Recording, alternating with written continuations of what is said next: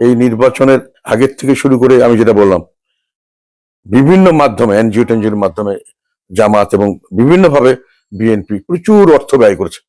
অর্থ দিয়ে এবং তারপরে যেটা নির্বাচন সময় এই দীর্ঘ নির্বাচন সময় প্রচুর বিভিন্নভাবে তারা মানে মানুষকে টাকা পয়সা দিয়ে মানুষকে মোটিভেট করার চেষ্টা করেছে। এটা খবর আমাদের কাছে এসছে অনেক সময়।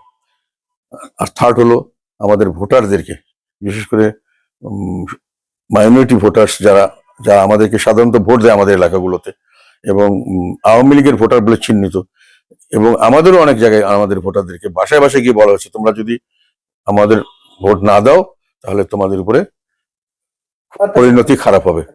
ফলে একটা হলো মাসল অ্যান্ড মানি, পেশি শক্তি এবং অর্থ, এটাকে নির্বাচনকে ব্যাপকভাবে প্রভাবিত করেছে। কাজে আমরা সমান সুযোগও পাইনি, সেটা একটা জিনিস। লেভেল প্লেইং ফিল্ড আমাদের ছিল না, আমাদের রাজনৈতিকভাবে স্পেস দেওয়া হয়নি, এবং শেষ পর্যন্ত গিয়ে নির্বাচনের সময় যেটা স্বাভাবিক নিরপেক্ষ পরিবেশে ঠান্ডা মাথায় বিবেকভাবে চিন্তা করে আমি ভোট দেব সেই পরিবেশ ছিল না। এই প্রেক্ষাপটে নির্বাচনটাকে কখনোই ফেয়ার নির্বাচন বলা, অবাধ, সুষ্ঠু, অন্তর্ভুক্তিমূলক এবং সকলের জন্য সমান মানে সুযোগ সুবিধা এটা এখানে আমরা পাইনি।